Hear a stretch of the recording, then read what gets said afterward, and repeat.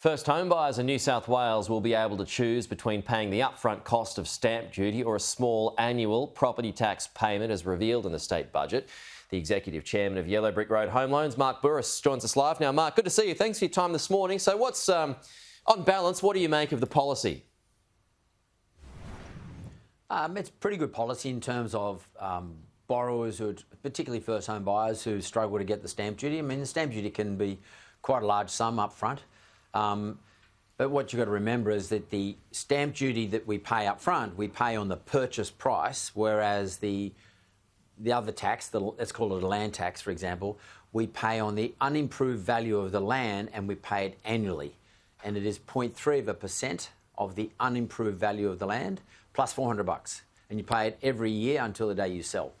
So if I did a few quick calculations, it seems to be much better off for people who are buying units because you only have one lot of unimproved land, except you have a whole lot of unit loss on top of a unit block.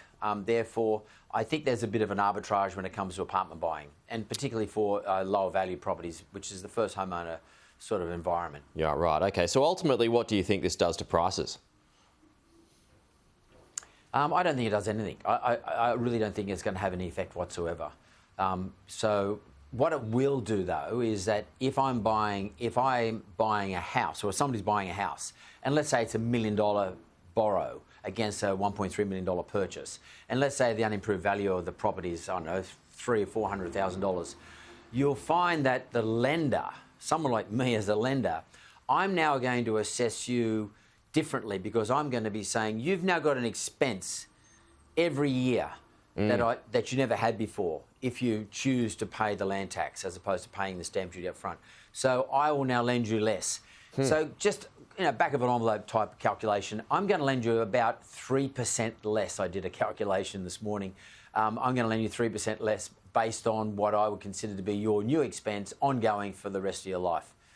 So it's not a big deal, but for me, I think stamp duty is going to be better paid up front. Okay, well, that's interesting. I hadn't heard it put like that before. So, I mean, that may well be, and he only said it's a small negative there. It's still something of a negative for those wanting to enter the market. Well, look, you've got a choice. So it's better than it was before. It's not going to be forced upon you, so you've got a choice. I guess the take out of all this, Peter, is that think about what you're going to do. Get someone to give you some advice or give you some help, or at least do the research and work it out for yourself, knowing exactly what you're going to do. Take the choice that suits you most at the time. Okay, on to lending. Homeowners will be choking on their Weet-Bix every time they see a rate rise at the moment. When is the right time to start shopping around for a better deal when it comes to a loan, Mark? Do you do it now, or do you wait until it goes up a little higher because then you've got more room to negotiate? What's your advice on this front?